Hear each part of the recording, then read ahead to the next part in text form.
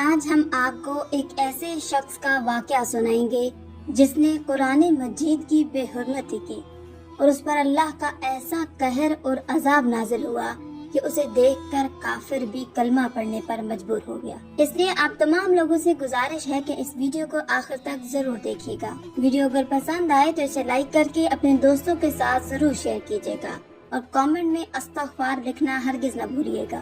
ناظرین، یہ واقعہ ایک گاؤں میں پیش آیا۔ وہاں ایک شخص تھا جس کا نام محمد فضل بخش تھا۔ وہ بہت ہی غریب انسان تھا۔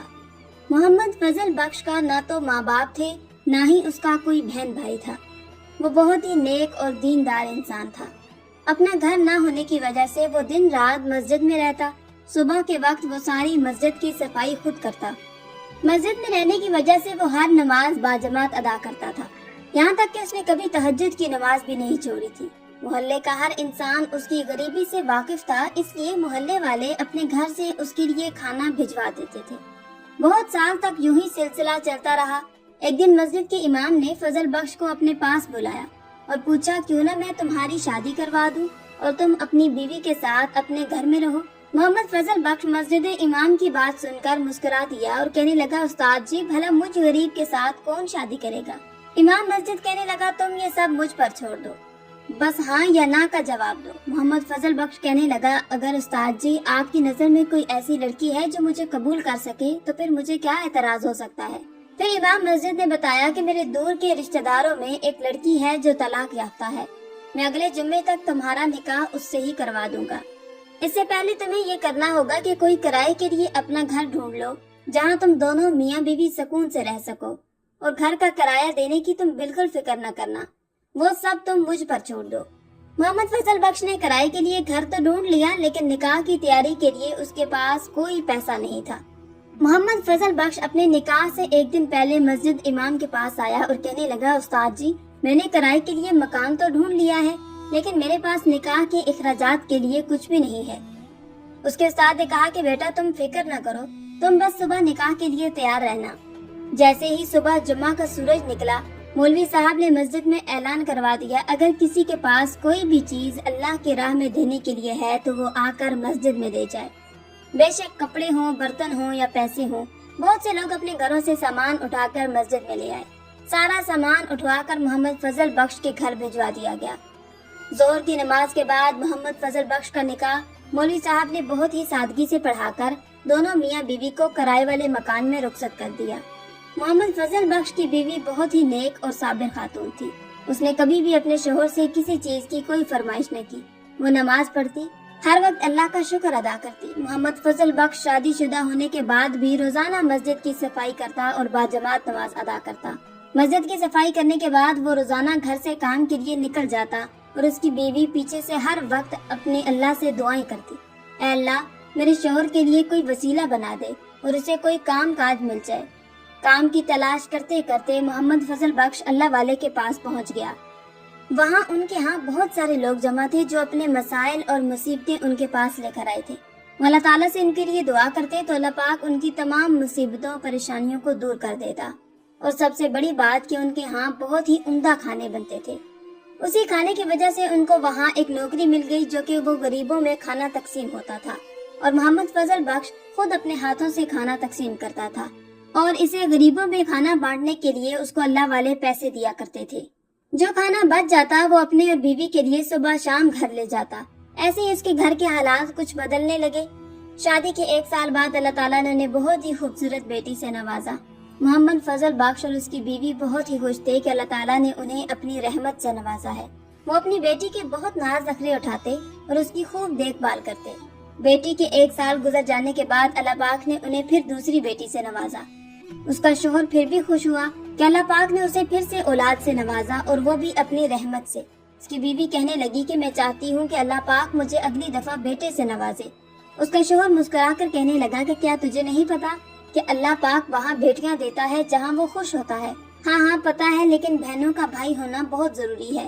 آپ بس اپنے اللہ والے سے کہیے کہ ہمارے لیے دعا کرے، اگلی دفعہ ہمیں اللہ بیٹے سے نوازے۔ وہ اپنی بیوی کی باتیں سن کر مسکرا رہا تھا اور واپس اپنے کام پر چلا گیا۔ کچھ مہینوں کے بعد اس کی بیوی پھر سے امید سے ہوگی۔ اس نے اپنے لیے اللہ والے سے دعا کروائی اور خود بھی خوب گڑ گڑا کر دعائیں کی کہ اے اللہ اس بار مجھے اپنی نعمت سے نوازنا، لیکن اللہ پاک نے اسے پھر بیٹی سے نواز دیا۔ تیسری بیٹی کی پیدائش پر وہ بہت زیادہ پریشان ہوئی اور اپنے شوہر کو کہنے لگی کہ اب مجھے اپنے اللہ والے کے دربار میں لے کر جائیں، میں انہیں خود اپنا مسئلہ سناؤں گی، دیکھنا وہ میرے لیے دعا کریں گے تو اللہ پاک مجھے بیٹے سے نوازے گا۔ اس کا شوہر کہنے لگا نہیں، آپ گھر پر بیٹھ کر دعا کرو، میں خود تمہارا مسئلہ ان کو سنا دوں گا۔ جب 1 سال گزرا تو اللہ پاک نے انہیں پھر چوتھی بیٹی سے نواز دیا۔ چوتھی بیٹی کی پیدائش پر اس کی بیوی اپنے شوہر کے سامنے بہت روئی، کہنے لگی ہمارے گھر میں پہلے ہی غریبی ہے، اللہ پاک نہ جانے ہمیں کیوں بیٹیاں دے رہا ہے۔ اس کا شوہر کہنے لگا کہ تم خود اللہ کی بہت شکر گزار بندی ہو، تمہارے منہ سے ایسی باتیں اچھی نہیں لگتی، تم خود تو کہتی ہو کہ اللہ پاک بیٹیاں جہاں پیدا کرتا ہے وہاں ان کا رزق بھی بھیجتا ہے، پھر بھی میں ماں ہوں، میرا دل چاہتا ہے کہ اللہ مجھے بیٹے سے نوازے۔ 1 سال گزرنے کے بعد اللہ پاک نے اسے پھر بیٹی سے نواز دیا۔ 5ویں بیٹی کی پیدائش پر وہ بہت روئی، اللہ کے سامنے گڑ گڑائی کہ اے اللہ میں تیری ناشکری نہیں کر رہی، تیرے ہر فیصلے سے راضی ہوں، لیکن بہنوں کا بھائی ہونا بہت ضروری ہے، تجھے تیرے محبوب کا واسطہ، بی بی فاطمہ کا واسطہ مجھے بیٹے سے نواز دے۔ اس نے اللہ تعالیٰ کے سامنے بہت منتیں مانگی، روئی، گڑ گڑائی، اے اللہ اگر اس بار تو مجھے بیٹا دے گا میں اتنے نوافل ادا کروں گی، اتنے روزے رکھوں گی، فلاں فلاں۔ وہ اپنے شوہر کے ساتھ اس اللہ والے کے پاس چلی گئی اور خوب رو کر گڑ گڑائی کہ آپ تو اللہ کے ولی ہیں، اللہ پاک سے دعا کریں تو آپ کی دعا ضرور قبول ہوتی ہے، میرے لیے ایک دفعہ ہاتھ اٹھا کر دعا تو کر دے، اللہ پاک ہمیں بیٹے سے نواز دے۔ نہ جانے اللہ پاک کو کیا منظور تھا، اللہ پاک نے اسے پھر بیٹی سے نواز دیا۔ دعائیں مانگتے مانگتے اس کو 10 سال گزر گئے، حتیٰ کہ اس کی 7 بیٹیاں پیدا ہو گئیں۔ 7ویں بیٹی کے پیدائش پر تو اس کے شوہر کی آنکھوں میں بھی آنسو آ گئے۔ آنکھوں میں آنسو لیے اس نے آسمان کی طرف دیکھا اور اللہ کا شکر ادا کیا، یا اللہ تیرے ہر کام میں کوئی نہ کوئی بہتری ہے، یا اللہ میں نے تو اس سے کبھی کوئی شکوہ شکایت نہیں کیا، کیونکہ تو رحمان ہے اور رحیم ہے، بن کہے ہی سمجھ جاتا ہے۔ میرا نہ تو کوئی بھائی ہے نہ باپ ہے، اگر میرا خود کا بیٹا نہ ہوا تو میں کیسے جی پاؤں گا، بیٹے تو باپ کے بازو ہوتے ہیں۔ اللہ کے سامنے اس قدر رویا، گڑ گڑایا، اسے دیکھ کر اس کی چھوٹی بیٹیاں بھی رونے لگی اور اپنے چھوٹے چھوٹے ہاتھ اٹھا کر دعا کرنے لگی، اے اللہ ہم بہنوں کو بھی کھیلنے کے لیے بھائی چاہیے۔ اس کے بعد اس کا شوہر صبح کھانا کھا کر اللہ والے کے دربار پر جب گیا، جیسے ہی اس کی چھٹی ہوئی تو وہ دربار پر بیٹھ گیا۔ جیسے ہی اس کے دربار سے لوگوں کا رش کم ہوا، محمد فضل بخش اللہ والے کے پاس چلا گیا، پوچھنے لگا اے اللہ کے ولی تیرے پاس بہت دور دور سے لوگ اپنی پریشانیاں لے کر آتے ہیں، کیا ان کی پریشانیاں دور ہوتی ہیں، ان کی مرادیں پوری ہوتی ہیں؟ اللہ والے کہنے لگے بیٹا تمہارے سامنے ہی صبح سے لے کر شام تک لوگ دعائیں کرتے ہیں تو اللہ پاک ان کی دعائیں ضرور قبول فرماتا ہے، ان کی مرادیں ضرور پوری ہوتی ہیں، تبھی تو لوگ دور دور سے آ کر یہاں پر دعائیں کرواتے ہیں، اور میں تو اللہ کا گنہگار بندہ ہوں، اس کی صرف عبادت کرتا ہوں، اللہ تعالیٰ میری دعا قبول کر لیتا ہے تو میں اللہ کا شکر ادا کرتا ہوں۔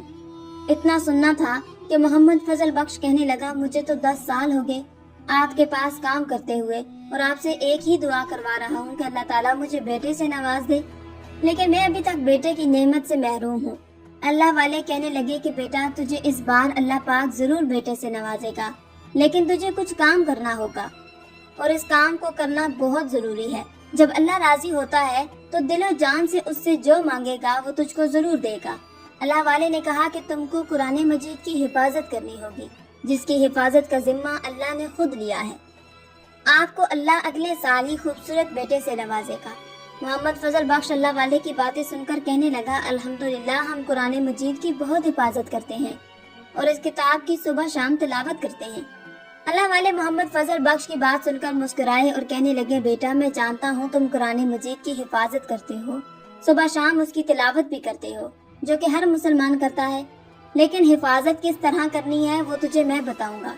اگر تم میرے کیے پر پورا اترو گے تو میرا تم سے وعدہ ہے اللہ پاک تمہیں اگلے سال چاند جیسے بیٹی سے نوازے گا اور دنیا کی ہر نعمت سے مالا مال کر دے گا۔ اس کے لیے تمہیں 1 سال کے لیے میرے دربار سے چھٹی کرنی پڑے گی اور گاؤں کے باہر ایک ویران بستی میں ایک بہت بڑا گڑھا کھودنا ہوگا۔ صبح سے لے کر شام تک لوگوں کے دروازے کھٹکھٹا کر پوچھنا ہوگا کہ اگر آپ کے گھر میں کوئی شہید سپارے پڑے ہوئے ہیں جن کی لوگ بے حرمتی کر دیتے ہیں، اگر کوئی سپارہ شہید ہو جاتا ہے، قرآن پاک شہید ہو جاتا ہے تو اس کو جہاں مرضی پھینک دیتے ہیں، یا اس کو ایسی جگہ پر رکھ دیتے ہیں جہاں اس کی بے حرمتی ہوتی رہتی ہے۔ تم لوگوں کے گھروں پر جا کر ان سے پوچھنا کہ آپ کے گھر میں کسی قسم کا کوئی پارہ یا قرآن مجید شہید پارے ہیں تو آپ مجھے دے دو۔ وہ سب اکٹھے کرنے کے بعد اس گڑھے میں کھود کر ان کو دفن کر دینا اور قرآن پاک کی بے حرمتی نہ ہونے دینا۔ اس نے اللہ والے کے کہنے پر گاؤں کے باہر کسی ویران بستی میں ایک گھڑا نکالنا شروع کر دیا جو کہ 2 دن میں مکمل ہو گیا۔ اس کے بعد اس نے لوگوں کے گھر جا کر شہید سپارے اور قرآن مجید مانگنا شروع کر دیے۔ صبح سے لے کر شام تک وہ اسی کام میں مصروف رہتا۔ لوگوں کے گھروں کے علاوہ وہ محلے کی گلیوں اور کچرے کے گندے ڈھیروں میں سے بھی اللہ کے نام یا دینی اسلام کی کتابوں کے صفحے نکالتا، پھر ان کو صاف پانی سے دھوتا، سارا کچھ اکٹھا کر کے وہ اسی گڑھے میں ڈال دیتا، یہاں تک کہ اس کے آس پاس جتنے بھی گاؤں تھے سب گاؤں میں وہ جاتا اور سب سپارے، قرآن مجید، جائے نماز، ریلیں اور دینی اسلامی کتابوں کے صفحے، یہاں تک کہ جو کچھ بھی ہوتا سب کچھ اکٹھا کر کے لے آتا۔ وہ شام کو اسی گھڑے میں ڈال دیتا۔ یہ کام کرتے کرتے جب اسے 1 سال گزر گیا، اللہ پاک نے اسے 2 جڑواں بیٹوں سے نوازا۔ جب اس کے 2 جڑواں بیٹے ہوئے تو اس کی خوشی کی کوئی انتہا نہ رہی۔ یہ خوشی کی خبر سنانے کے لیے وہ سب سے پہلے اللہ والے کے دربار گیا اور جاتے ہی اس کے قدموں میں گڑ گڑا کر خوشی سے رونا شروع کر دیا۔ اللہ والے کو پہلے تو یہی لگا شاید اللہ پاک نے اسے پھر سے بیٹی سے نواز دیا ہے، اس لیے یہ زاروں قطار رو رہا ہے۔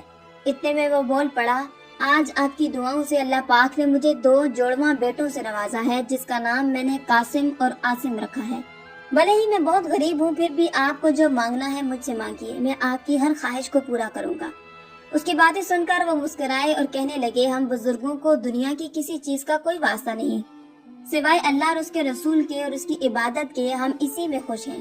میں تمہیں بس ایک نصیحت کروں گا، تم کبھی بھی یہ کام مت چھوڑنا اور آگے اپنے بیٹوں سے بھی یہ کام لازمی کروانا، باقی کے سب کام تم اللہ پر چھوڑ دو۔ اللہ والے کی باتیں سن کر وہ اپنے گھر آیا۔ اس نے دیکھا اس کی بیوی اور بیٹیوں کے چہروں پر خوشیاں جھلک رہی تھی۔ اس نے گھر آ کر اپنی بیوی سے کہا کہ اللہ نے مجھے آج زندگی کی سب سے بڑی خوشی سے نوازا ہے، اس لیے میں چاہتا ہوں کہ اس خوشی میں کوئی انوکھا کام کروں جس سے میرا اللہ اور دنیا والے دونوں خوش ہو جائیں۔ اس کی بیوی پہلے تو سمجھے شاید کوئی لوازمات بنا کر لوگوں میں تقسیم ہوں گے یا کوئی چیز بن کر اللہ کی راہ میں تقسیم ہوگی۔ بیوی کہنے لگی کہ ایسا کون سا انوکھا کام کریں گے جسے اللہ اور دنیا والے دونوں خوش ہو جائیں۔ اس نے کہا کہ میں چاہتا ہوں گاؤں میں جتنے بھی گھر ہیں سبھی کے گھروں میں ایک ایک قرآن مجید دے کر آؤں، کیونکہ اسی قرآن مجید کی بدولت سے اللہ نے مجھے اتنی بڑی نعمت سے نوازا ہے۔ اس کی بیوی اپنے شوہر کی بات سن کر بہت خوش ہوئی اور کہنے لگی، ہاں ہاں، اس سے ہمارا اللہ اور دنیا والے سارے بہت خوش ہوں گے۔ اس سے اگلے ہی دن اس نے اپنے گھر پر قرآن مجید منگوائے اور گاؤں کے سبھی گھروں میں بانٹ دیے۔ اس کا یہ کارنامہ سبھی گاؤں والوں کو بہت پسند آیا۔ سبھی لوگوں نے قرآن مجید کو بڑے پیار اور محبت سے قبول کیا۔ اس کے بیٹے جیسے ہی 7 سال کے ہوئے تو اس نے اپنے بیٹوں کو بھی قرآن مجید حفظ کرنے کے لیے مدرسے میں داخل کروا دیا اور اپنی بیٹیوں کو بھی دینی اور دنیاوی تعلیم دونوں سکھائیں۔ محمد فضل بخش کو قرآن مجید کی حفاظت کرتے کرتے تقریباً 20 سال گزر گئے۔ 20 سال گزرنے کے بعد اس نے اپنی ساری بیٹیوں کی نیک اور شریف گھرانے میں شادیاں کر دی۔ اس نے اللہ کا خوب شکر ادا کیا کہ میری بیٹیاں عزت سے اپنے گھروں میں چلی گئیں۔ اس کے دونوں بیٹے حافظ قرآن بن گئے۔ ایک بیٹے نے اپنے گاؤں میں ہی چھوٹا سا مدرسہ بنا کر وہاں گاؤں کے سبھی لڑکوں کو قرآن مجید کی تعلیم دیتا۔ دوسرا بیٹا قاسم اپنے باپ کے ساتھ قرآن مجید کی حفاظت کے لیے مشغول رہتا۔ ایک دن قاسم نے اپنے باپ سے کہا کہ بابا جان، میں چاہتا ہوں بیرون ملک جا کر خوب محنت کروں اور خوب پیسہ کماؤں اور اس پیسے سے اپنے بھائی کے لیے بہت بڑا مدرسہ بناؤں جہاں پر دوسرے گاؤں کے لوگ آ کر یہاں تعلیم حاصل کریں۔ اس کا باپ کہنے لگا کہ بیٹا، میں نے تجھے بہت ہی منتوں اور مرادوں سے اللہ سے مانگا ہے، اس لیے میں نہیں چاہتا کہ میں اپنے بیٹے کو کبھی بھی اپنی آنکھوں سے دور کروں۔ اللہ نے مجھے جتنا دیا ہے میں اسی پر شکر گزار ہوں۔ بیٹا کہنے لگا کہ بابا جان، جسے اتنی منتیں اور دعاؤں سے مجھے مانگا ہے، پھر اسی پر بھروسہ کر کے مجھے بیرون ملک جانے کی اجازت دے دیں۔ یہاں کا کام آپ اور عاصم بھائی سنبھال لیں گے، میری فکر مت کرنا۔ اچھا بیٹا، ٹھیک ہے، جیسے تمہاری مرضی۔ یہ کہہ کر محمد فضل بخش خاموش ہو گیا۔ لیکن تم بیرون ملک جاؤ گے کیسے؟ بابا جان، آپ اس کی فکر مجھ پر چھوڑ دیں، میں اکیلا نہیں بلکہ گاؤں کے اور بھی 3-4 لڑکے میرے ساتھ جا رہے ہیں۔ تقریباً 1 مہینے تک قاسم نے بیرون ملک جانے کی مکمل تیاری کر لی۔ جیسے جیسے قاسم کا بیرون ملک جانے کا وقت قریب آ رہا تھا، اس کے ماں باپ اداس رہنے لگے کیونکہ 2 دن بعد اس نے جانا تھا۔ ماں ہر وقت اپنے بیٹے کے لیے دعائیں کرتی کہ اے اللہ، میرے بیٹے کو اپنی حفظ و امان میں رکھنا۔ محمد فضل بخش خود تو پریشان ہوتا لیکن اپنی بیوی کے سامنے دلیری سے کہتا، اللہ نے ہمیں 2 شیروں سے نوازا ہے، اس لیے اللہ پر بھروسہ رکھو اور سب کچھ اسی پر چھوڑ دو۔ جیسے ہی 2 دن بعد ایئرپورٹ جانے کا وقت آیا، قاسم اور اس کے ماں باپ سب اس کو ایئرپورٹ پر چھوڑنے کے لیے روانہ ہوئے۔ ایئرپورٹ پر قاسم کی ماں اور اس کے باپ اور بھائی سب نے اسے پیار سے رخصت کیا۔ قاسم کی ماں نے اپنے بیٹے کو گلے لگاتے ہوئے کہا، میں تمہارے لیے دنیا جہان کی ایک بہت ہی قیمتی چیز لے کر آئی ہوں۔ خوبصورت غلاف میں لپٹا ہوا قرآن مجید تھا۔ اس نے اپنے بیٹے کے ہاتھ میں تھما دیا، بولی، بیٹا جب بھی تمہارے اوپر کوئی مشکل آئے دیکھو اسے کھول کر پڑھ لینا اور اپنے اللہ کو یاد کرنا۔ بیٹا مسکرا کر کہنے لگا، اماں جان آپ کو تو پتا ہے میں حافظ قرآن ہوں، میرے سینے میں مکمل قرآن پاک چھپا ہوا ہے۔ بے شک بیٹا تم حافظ قرآن ہو مجھے پتا ہے، لیکن پھر بھی میں چاہتی ہوں تم اسے اپنے ساتھ لے کر جاؤ اور اسے وہاں جا کر لازمی پڑھنا، دوسروں کو بھی پڑھانا۔ بیٹے نے ماں کے ہاتھوں سے قرآن پاک لیا اور بیگ پکڑا اور اپنے دوستوں کے ساتھ جا کر فلائٹ پر بیٹھ گیا۔ 2 دن کے بعد فلائٹ اٹلی میں پہنچ گئی۔ قاسم اور اس کے دوستوں کو کام ڈھونڈنے کے لیے بہت زیادہ پریشان نہیں ہونا پڑا۔ بہت ہی جلد اٹلی میں ان کو کرنے کے لیے کام اور رہنے کے لیے جگہ مل گئی، لیکن مسئلہ یہ تھا کہ جس فیکٹری میں قاسم اور اس کے دوست کام کرتے تھے وہاں کا باس ایک غیر مسلم انسان تھا۔ وہاں ہندو، مسلم اور غیر مسلم سب مل جل کر کام کرتے تھے۔ اس فیکٹری کا مالک بہت ہی امیر اور اونچے خاندان کا لڑکا تھا۔ اس نے اپنی فیکٹری میں 1 لاکھ سے زیادہ ملازم رکھے ہوئے تھے جو اس کے پیچھے اس کی فیکٹری میں کام کرتے تھے۔ اس نے اپنی فیکٹری میں جگہ جگہ کیمرے لگوائے ہوئے تھے تاکہ اس سے کوئی بھی کام چھپ نہ سکے۔ وہ 24 گھنٹے اپنے ملازموں پر نظر رکھتا تھا کیونکہ ہر چیز اس کے کیمرے میں ریکارڈ ہو جاتی تھی۔ اس کا باس اپنے اصولوں کا بہت پکا اور سخت تھا۔ اگر کوئی بھی ملازم اس کے اصول سے پیچھے ہٹتا، اس کے حکم کی خلاف ورزی کرتا تو وہ ان کی آدھی سیلری کم کر دیتا۔ اتوار والے دن کے علاوہ ملازم اس کی فیکٹری میں دن رات کام کرتے۔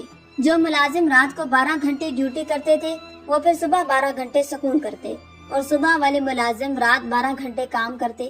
قاسم اور اس کے ساتھ والے دوست صبح کے وقت فیکٹری میں کام کرتے تھے۔ قاسم اپنے کام کے ساتھ ساتھ 5 وقت باجماعت نماز ادا کرتا۔ قاسم صبح کام پر جانے سے پہلے 2 گھنٹے پہلے اٹھ جاتا۔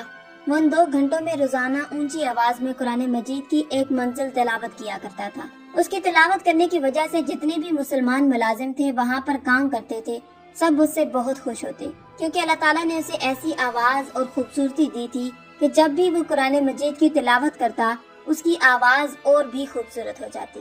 ہر مسلمان بھائی اس کی توجہ سے تلاوت سنتے تھے، یہاں تک کہ غیر مسلم ملازموں کو بھی اس کی آواز اپنی طرف کھینچ کر لے آتی۔ قرآن مجید کی تلاوت کے بعد قاسم وہاں پر بیٹھے 5 سارے ملازموں کو دین اسلام کا درس دیتا۔ اس کے ساتھ رہنے والے لڑکوں کے دلوں میں قاسم کی باتیں اثر کرنے لگی۔ جیسے جیسے ہی اذان ہوتی قاسم فیکٹری کے سارے کام چھوڑ کر نماز کے لیے چلا جاتا اور جاتے وقت دوسرے لڑکوں کو بھی نماز کی دعوت دیتا۔ قاسم کو دیکھ کر اور بھی لڑکے نماز پڑھنے کے لیے اس کے ساتھ چلے جاتے۔ جب یہ بات فیکٹری کے باس کو پتہ چلی تو اس نے قاسم کو پاس بلا کر کہا، تجھے میرے اصولوں کا پتہ ہے، میں نے کبھی بھی اپنے حکم کی خلاف ورزی کسی کو کرنے نہیں دی۔ تم صبح بھی کام کے لیے لیٹ جاتے ہو، تمہاری وجہ سے دوسرے لڑکے بھی تم کو دیکھ کر لیٹ ہو جاتے ہیں، اوپر سے تم ہر کام چھوڑ چھاڑ کر نماز کے لیے چلے جاتے ہو۔ میں اس مہینے تو تجھے تمہاری سیلری دے دوں گا، لیکن اگلے مہینے بھی تمہارا سلسلہ یوں ہی چلتا رہا تو میں تمہاری سیلری آدھی کر دوں گا۔ قاسم اپنے باس کی باتیں چپ چاپ سنتا رہا، بنا کسی بات کا جواب دیے وہ باہر آ گیا۔ باس کی باتوں کا قاسم کے رویے پر کوئی فرق نہ پڑا۔ وہ بالکل پہلے کی طرح صبح کام جانے سے پہلے 2 گھنٹے پہلے اٹھتا، روزانہ قرآن پاک کی تلاوت کرتا، اس کے کمرے میں جتنے بھی لڑکے تھے سب کو دین کی دعوت دیتا، نماز کے وقت فوراً ہر کام چھوڑ کر نماز ادا کرتا۔ جب فیکٹری کے باس کو یہ بات پتہ چلی کہ قاسم کے اوپر میری باتوں کا کوئی اثر نہیں ہوا، وہ غصے سے آیا۔ اس نے اگلے مہینے اس کی آدھی سیلری کم کر دی۔ باس نے سوچا اب تو اس کی عقل ٹھکانے آئے گی، دیکھتا ہوں کہ کتنی نمازیں اور قرآن پڑھتا ہے۔ جب قاسم کو پتہ چلا کہ میری آدھی سیلری باس نے کم کر دی ہے، اس کے کان پر جوں تک نہ لگی۔ وہ پہلے کی طرح کام کرتا، ہر وقت نماز پڑھتا، بلکہ اس کا اثر باقی فیکٹری کے لوگوں پر بھی ہونا شروع ہو گیا۔ وہاں پر جتنے بھی مسلمان لڑکے تھے قاسم کو دیکھتے ہی فوراً کام چھوڑ کر اس کے ساتھ نماز پڑھنے کے لیے چلے جاتے۔ جب یہ بات فیکٹری کے باس کو پتہ چلی تو اسے مزید غصہ آیا۔ اس نے باقی تمام لڑکوں کو بھی اپنے ساتھ خراب کر دیا ہے۔ تو باس نے قاسم کے ساتھ والے سارے لڑکوں کو اپنے پاس سختی سے بلایا اور کہا، مجھے لگتا ہے مجھے اب تم سب کی سیلری بند کرنی پڑے گی، تبھی تم لوگ سدھرو گے اور کام کو کام سمجھو گے۔ قاسم کے ساتھ والے سبھی لڑکے اپنے باس سے کہنے لگے، باس ہمارے اوپر ایسا ظلم مت کرنا، اگر آپ کہتے ہیں کہ ہم کام چھوڑ کر نماز کے لیے نہیں جائیں تو ہم نہیں جائیں گے، لیکن ہمیں ہماری سیلری پوری چاہیے۔ कासिम इन सब की बातें चुपचाप सुनता रहा। तभी बॉस ने कासिम से पूछा, हाँ भाई, तुम्हारा इस बारे में क्या ख्याल है? कासिम ने नरमी वाले लहजे से अपने बॉस को कहा, आप बेशक मेरी आधी सैलरी कम कर दें, लेकिन मैं कभी भी अपने काम के लिए नमाज और कुरान मजीद की तिलावत करना नहीं छोड़ सकता, क्योंकि ये तो आपका उसूल है। जो अपना काम छोड़कर किसी दूसरे काम के लिए जाता है तो आप आधी सैलरी देते हैं, लेकिन ये हमारा भी उसूल है, जो अल्लाह के हुक्म की खिलाफ वर्जी करता है तो हमारे अल्लाह की भी उस इंसान के लिए बहुत सख्त सजा है। माफ करना आप, मैं कभी भी ये काम नहीं कर सकता। बॉस कहने लगा, मुझे तो ये है कि मैं तुम्हें आधी सैलरी अब दे रहा हूँ, इसी वजह से अब तुम नमाज के लिए अपना काम छोड़कर नहीं जाओगे, लेकिन तुम तो बहुत ढीठ किस्म के इंसान हो। बॉस, मुझे आपकी आधी सैलरी मंजूर है, लेकिन नमाज छोड़ना कभी भी मंजूर नहीं। बॉस ने सख्त लहजे से कहा, अच्छा ठीक है, मैं भी देखता हूँ तुम कब तक अपने अल्लाह के हुक्म की खिलाफ वर्जी नहीं करते। एक न एक दिन तो तुम ये काम जरूर छोड़ दोगे। कासिम की बातों को पास वाले खड़े लड़के सुनकर बहुत ज्यादा शर्मिंदा हुए। उन्होंने भी अपने दिल में एक बात ठान ली कि अब चाहे दुनिया इधर की उधर हो जाए, हम भी कासिम के साथ नमाज पढ़ने के लिए जरूर चलेंगे। अगले ही दिन जब कासिम नमाज पढ़ने के लिए जाने लगा, उसके साथ पहले से भी ज्यादा लड़के जाने के लिए तैयार हो गए। जब इस बात का कासिम के बॉस को पता चला, उसने कुछ न कहा, बस उन सभी लड़कों को आधी सैलरी कम कर दी। इतवार वाले दिन फैक्ट्री से जब सब लड़कों को छुट्टी होती तो कासिम वहाँ सब लड़कों को इकट्ठा करके अपने नबी पाक के सुन्नतें बताता। वहाँ पर फैक्ट्री में 2-3 लड़के ऐसे थे जो गैर मुस्लिम थे। उनको कासिम की बातें बहुत अच्छी लगती थी। वो कासिम की हर बात पर अमल भी करते। कासिम सुबह जब भी कुरान मजीद की तिलावत करता तो वो गैर मुस्लिम लड़के उसकी तिलावत को बड़ी खामोशी और तवज्जो से सुनते। एक दिन उन लड़कों ने कासिम से डरते डरते कहा, क्या तुम हमें अपना कुरान मजीद पढ़ाना सिखाओगे? हमें भी बहुत शौक है, हम भी तुम्हारी तरह ऐसे ही सुबह सुबह कुरान मजीद पढ़ें, लेकिन इसके लिए हमें अपने बॉस से बहुत डर लगता है। वो तो हमें फैक्ट्री से निकाल देगा, क्योंकि हम तो गैर मुस्लिम हैं। वो हमारे ऊपर और हमारे घर वालों के सारे खर्चे बंद करवा देगा। हम नहीं चाहते कि हमारी इस बात का इल्म हमारे बॉस को हो। कासिम ने कहा कि देखो भाई, आपको अल्लाह के सिवा किसी से डरने की जरूरत नहीं और हमें उसी पर भरोसा करना चाहिए। सारी दुनिया का निजाम वही चला रहा है, लेकिन अगर आपको फिर भी अपने बॉस से इतना डर लगता है तो मैं इस बात का जिक्र किसी से नहीं करूँगा। मैं तुम लड़कों को जरूर कुरान मजीद पढ़ना सिखाऊंगा। उन लड़कों ने तकरीबन 1 साल तक कासिम से कुरान मजीद मुकम्मल कर लिया और कलमा पढ़कर मुसलमान हो गए। फैक्ट्री में बहुत सारे ऐसे गैर मुस्लिम लड़के थे जो कासिम से कलमा पढ़कर मुसलमान हो चुके थे। फैक्ट्री में कासिम को काम करते हुए तकरीबन 2 साल गुजर गए। कासिम को देखकर उस फैक्ट्री का बहुत ज्यादा माहौल बदल चुका था। बॉस को इस बात का पता चला कि कासिम ने बहुत से लड़कों को मुसलमान बना दिया है तो वो गुस्से से लाल पीला हो गया। बॉस ने सोच लिया कि आज कासिम की खैर नहीं, आज तो इसे खत्म करके ही छोड़ूंगा। बस बहुत हो गया, बहुत बर्दाश्त कर लिया। मेरी ही फैक्ट्री में आकर ये मेरे ही मुलाजमों का मालिक बना हुआ है। सुबह का सूरज कासिम का आखिरी सूरज होगा। जुम्मा का दिन था, सुबह का वक्त था। कासिम कुरान पाक खोलकर बहुत ही बुलंद आवाज से कुरान मजीद की तिलावत कर रहा था। उसके बॉस ने आते ही कासिम के मुंह पर जोरदार लात मारकर नीचे गिरा दिया और उसके हाथ से कुरान मजीद छीनकर दूसरी तरफ नीचे फेंक दिया। कासिम ने कुरान मजीद की तिलावत करना फिर भी न छोड़ी, क्योंकि उसे तो कुरान पाक मुकम्मल जुबानी याद था। उसके बॉस को इतना गुस्सा आया कि उसने अपने पास खड़े मुलाजिम को कहा कि जाओ जल्दी से माचिस लेकर आओ। आज मैं अभी इसी वक्त इसके सामने इसके कुरान पाक को जलाऊंगा। अब मैं देखता हूँ कि ये क्या करता है और इसका अल्लाह क्या करता है। कासिम ये बात सुनकर बहुत रोया और रोते रोते अल्लाह से फरियाद करने लगा कि ए अल्लाह, बेशक इस किताब की हिफाजत का जिम्मा अपने सर दिया है। ये खुद को बहुत बड़ा बॉस समझता है, आज तो इसे अपनी ताकत दिखा दे। जैसे ही उसका मुलाजिम माचिस लेकर आया, उसने माचिस जलाई और कुरान मजीद को आग लगाना शुरू कर दी। कुरान पाक को पकड़कर फेंक दिया, कुरान पाक को आग लगते हुए को फेंक दिया। अल्लाह की कुदरत, कासिम को पकड़कर एक पिंजरे में कैद कर दिया। अब मैं देखता हूँ कि तुम्हें यहाँ से कौन बचाने आता है। तुम भूखे प्यासे यहाँ मरोगे। यहाँ से जब बॉस अपने घर वापस जा रहा था तो रास्ते में उसकी अचानक तबीयत खराब हो गई। उसे सांस लेने में दुश्वारी होने लगी तो बाकायदा प्रोटोकॉल के साथ उसे हॉस्पिटल पहुँचाया गया, जहाँ पर उसके मुख्तलिफ टेस्ट किए गए। उसकी कोई भी बीमारी सामने नजर न आई। उसकी मजीद हालत बिगड़ती जा रही थी। उसका वजूद जगह जगह से फटने लगा। खून की धाड़ियाँ ऐसे रस रही थी जैसे किसी ने गहरे जख्म लगा दिए हों। वो शख्स दर्द से चीख रहा था, मगर डॉक्टर भी हाथ पर हाथ रखकर बैठे उसका इंजाम देख रहे थे, क्योंकि कोई भी बीमारी की तशखीस नहीं कर पा रहा था। धीरे धीरे उसकी आंखों से खून उबलने लगा और बाहर आने लगा। उसकी आंखें बिल्कुल सुर्ख हो गईं और जिस्म के कई हिस्सों से खून जारी हो गया।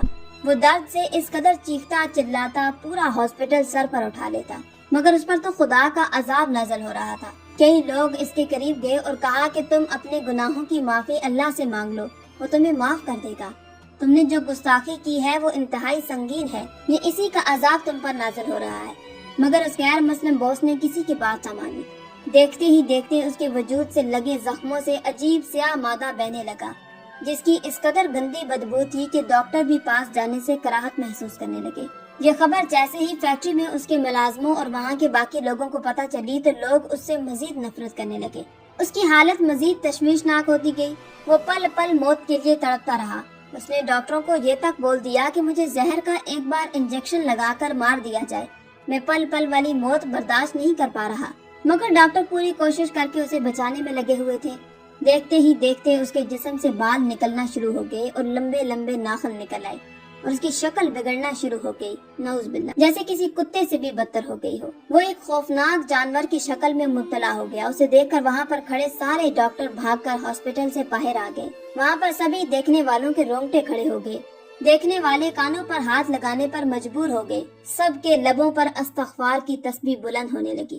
بے شک اللہ پاک نے قرآن مجید کی حفاظت کا ذمہ خود لیا ہے، اور جو بھی اس کی گستاخی کرنا چاہے گا تو یقیناً اللہ تعالیٰ کا سخت عذاب نازل ہوگا، جیسے اس شخص پر نازل ہوا۔ یہ خبر اٹلی میں آگ کی طرح پھیل گئی۔ کوئی بھی انسان جب اس شخص کو جانور کے روپ میں دیکھتا، اسے دیکھ کر ہر کوئی تھو تھو کر کے چلا جاتا۔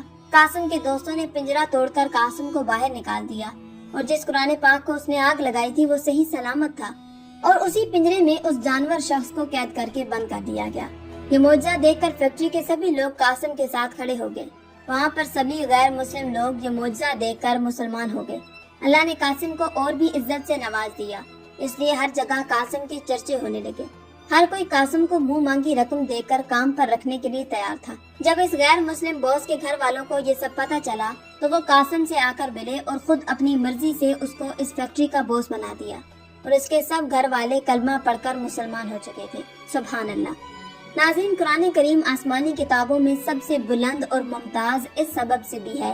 آج دین اسلام تیزی سے پھیلا ہے تو یہ بات غیر مسلم کو کھٹک رہی ہے۔ وہ ایسے موقع تلاش کرنے میں لگے ہیں جس سے وہ اسلام کو بدنام کر سکے۔ اس میں ان کا چھپا ہوا مقصد فقط لوگوں کو اسلام سے دور اور گمراہ کرنا ہے، تاکہ عیسائی اسلام کی جانب راغب نہ ہو سکے، غیر مسلم اسلام کی طرف نہ آ سکے۔ اللہ رب العزت کا ارشاد ہے، ہم نے ہی قرآن پاک کو نازل کیا اور ہم ہی اس کی حفاظت کریں گے۔ یہ پہلی وہ آسمانی کتاب ہے جس کی حفاظت اللہ تعالیٰ خود کرتے ہیں۔ اس کی حفاظت کے لیے وعدہ الہی ہے، اور قرآن کا اعلان ہے کہ اللہ کبھی بھی وعدے کے خلاف نہیں کرتا۔ بس اللہ نے اپنا وعدہ سچ کر دکھایا اور کتاب اللہ کی حفاظت کا حیرت انگیز انتظام کیا۔ اس دور میں بھی اس کے الفاظ بھی محفوظ، اس کے معنی بھی محفوظ، اس کا رسول خط بھی محفوظ، اس کی عملی صورت بھی محفوظ، اس کی زبان بھی محفوظ، اس کا ماحول بھی محفوظ، جس عظیم ہستی پر اس کا نزول ہوا اس کی سیرت بھی محفوظ۔ غرض یہ کہ اللہ رب العزت نے اس کی حفاظت کے لیے جتنے اسباب، وسائل اور طریقے ہو سکتے تھے وہ سب اختیار کیے، اور یوں یہ مقدس کتاب پاکیزہ ہر لحاظ اور ہر جانب سے مکمل محفوظ ہو گئی۔ لاکھ کوشش کی گئی مگر کوئی ایک کوشش بھی کامیاب کارگر ثابت نہ ہو سکی، اور نہ ہی قیامت تک ہوگی انشاءاللہ۔